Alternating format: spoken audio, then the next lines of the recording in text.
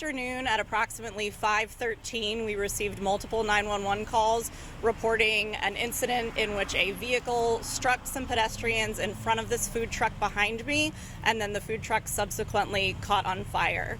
Austin Travis County EMS paramedics were on the scene in less than 10 minutes, declared one patient a trauma activation, and transported that adult patient to a local trauma facility with serious, not expected to be life-threatening injuries. Austin Travis County EMS medics also transported an additional adult patient to a local trauma facility with minor non-life-threatening injuries and treated 2 adult patients on the scene, and those patients refused EMS. That's all I have for me. I'm going to hand it off to firefighter Rachel Lewis from the Austin Fire Department. Good evening. This call came in for the Austin Fire Department at 5:13 p.m. It came in for a traffic accident with multiple callers saying the food truck was hit by a vehicle as well as pedestrians were hit in the area. Upon reading the call notes, it was upgraded by Austin Fire Department to an additional higher call to support additional resources for the call. We arrived on scene to find a food truck on fire with multiple patients on the ground. Austin Fire Department proceeded to extinguish the fire and check for hotspots while working with Austin Travis County EMS medics to provide life-saving medical care to the patients. Thank you very much. All right. Good evening, everybody. My name is Officer Austin Zarling. That's AUSTINZARLING with the Austin Police Department Public Information Office. Today, at approximately 4:30 p.m., officers responded to a disturbance vehicle urgent at this location, which is approximately Elmont Drive and South Pleasant Valley Road, in reference to the complainant advised that her phone had been stolen. Officers conducted their investigation and unfortunately were unable to locate the phone thief and unable to locate the stolen phones. Due to our standard operating procedures, officers decided to write the incident up in a report so that a detective could follow up on it at a later time and hopefully catch the person who did this.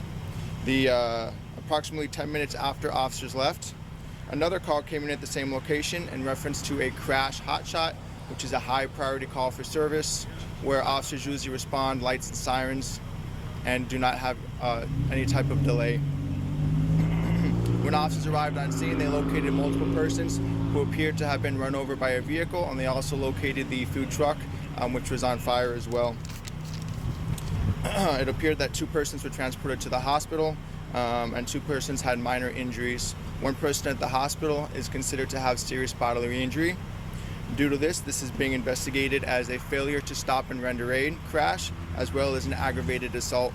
It appears that the female who first reported the phone theft earlier today was upset with the person who she believed to have taken the phone and used her vehicle to try and run over that person, and then consequently struck that person as well as other persons and the food truck, which then caught the food truck on fire. That's all the information I have for y'all today. Do y'all have any questions for any of us? Can you say that one more time? So you said that the woman who called, who thought the person that stole her phone, she was the driver? Correct. That's what we believe. At this time, that's the information that we have. Okay. Is she in custody? She's not in custody right now, but we do have good identifying information on her, so hopefully detectives can do their investigation, and if the detectives find probable cause to believe that she committed these crimes, then they can hopefully drop a warrant for her arrest. Do we know if the suspect and the victim in this case were related to each other in any kind of way previous to this incident, or was this the first meeting? So from my understanding, one of the victims, which was the person she believed to have taken her phone, was her child's father. So one of the cases is, or one of the cases is being investigated as an aggravated assault, family violence. And is this information that you're getting from the person that was hit? This is information that we've obtained throughout our investigation, not from one specific person, just from witnesses and etc. Is anyone associated with the food truck, as if they were injured at all or notified? I believe that there were 2 persons inside the food truck and one of them was injured, but I don't know what the status of their injury is. That would be a better question maybe for Austin Travis County EMS or AFD if they have an answer for that. You want to run that by me again? Yeah, was there anyone injured in regards to people inside the food truck? So at this point, we don't know who was exactly where when the incident happened. We just have the information that I gave a moment ago. Anybody else? All right. Sarah? I don't know the ages of the woman that was. I don't have any demographics on the female right now. No. And all the patients that we dealt with were adults. Yep. Is there specifically what type of vehicle has struck the food truck? I don't have that information right now. You can reach out to the Public Information Office for APD, and they may be able to give you that information at a later time.